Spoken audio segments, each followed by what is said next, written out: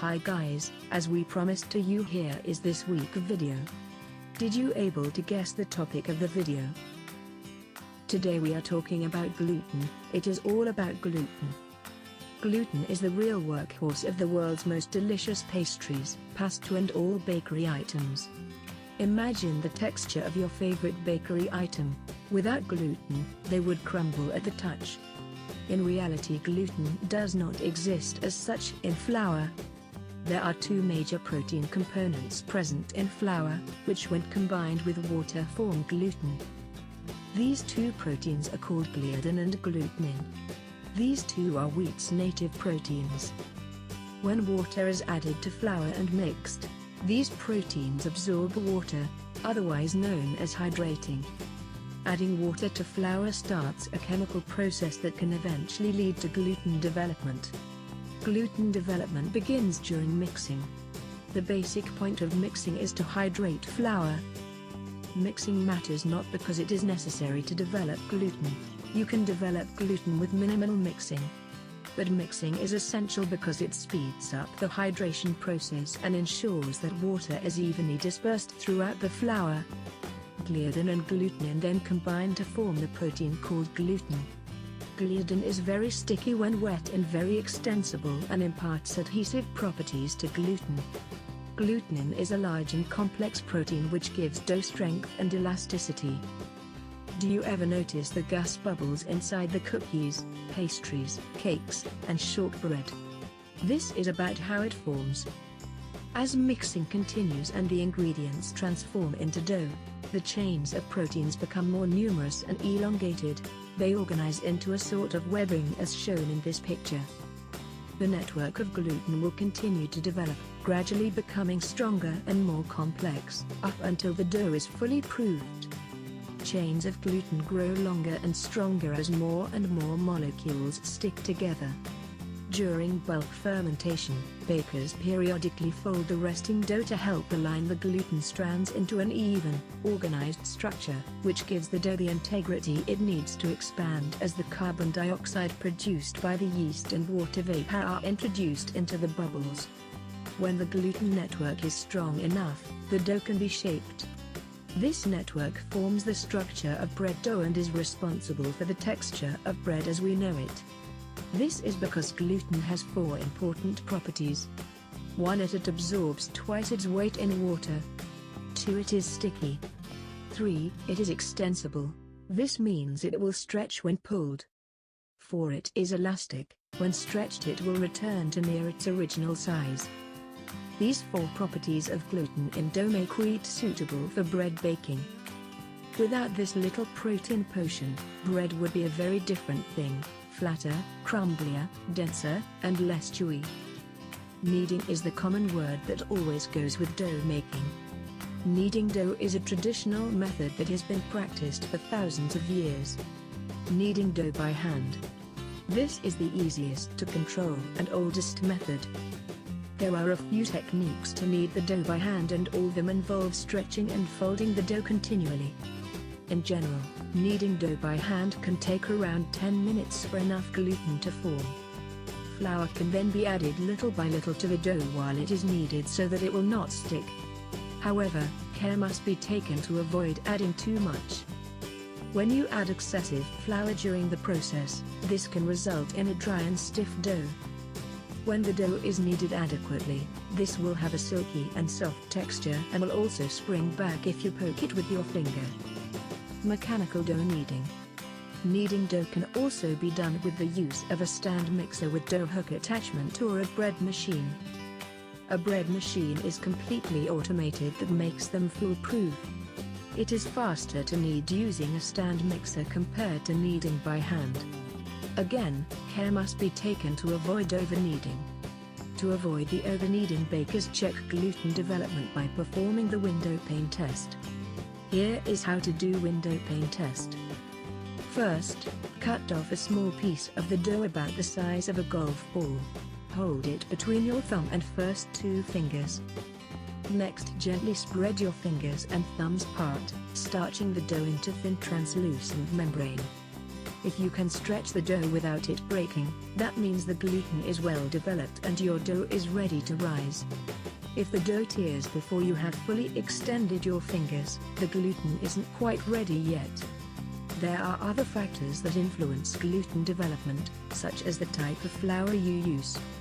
Generally, bread bakers are shooting for an 11% to 13% protein level, which will give good volume and texture to a loaf. Protein content varies among flours, and in most cases the higher the protein content, the more gluten the dough can typically form. Different types of flour are better suited for different purposes. We use lower gluten flour when we want to make a cake, for example, because it won't form a gluten network that can make a cake's texture rubbery. Let's see how to check the gluten content in each flour. Here is the cake flour. Cake flour is made from soft wheat and has a lower gluten content, around 7.5 to 9%. Its grains are visibly finer than bread flour, and it is much whiter in color. Its fine, soft texture makes it preferable for tender cakes and pastries. And this is bread flour. Bread flour is a strong flour, meaning that it has a relatively high gluten content, usually around 13 to 14%. A handful of bread flour will feel coarse and will look slightly off-white. Bread flour is used for making crusty bread and rolls, pizza doughs, and similar products. We made 2 dough balls with these 2 types of flour.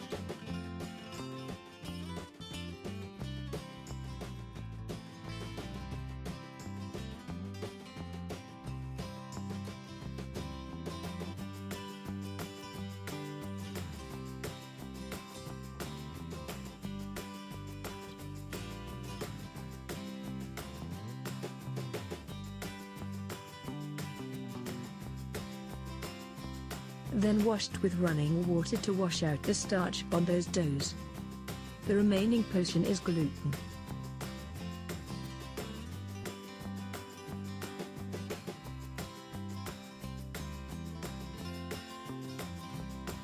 As here you can see cake flour contain low amount gluten with compared to bread flour.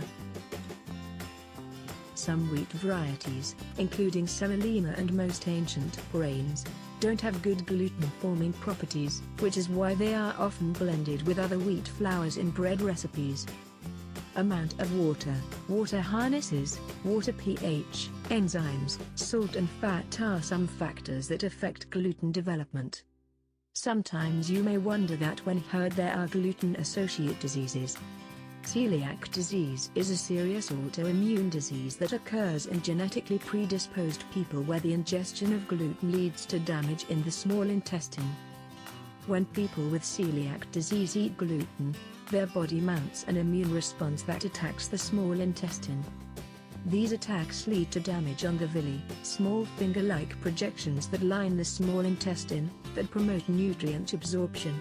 When the villi get damaged, nutrients cannot be absorbed properly into the body.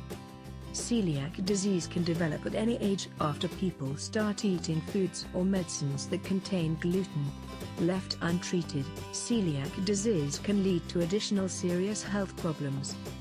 Fortunately, there are a variety of gluten-free flours on the market, each with a different taste, texture and nutrient composition. Here are some best gluten-free flours.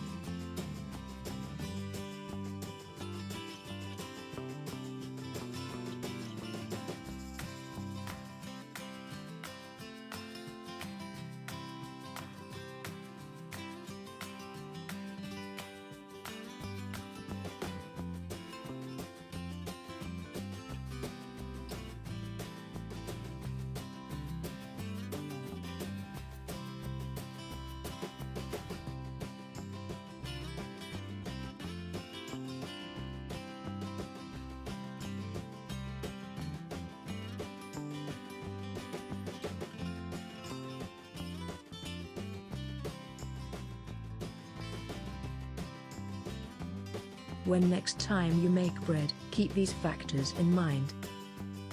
Hope that you got an idea from this video. Thanks for watching and don't forget to subscribe our channel.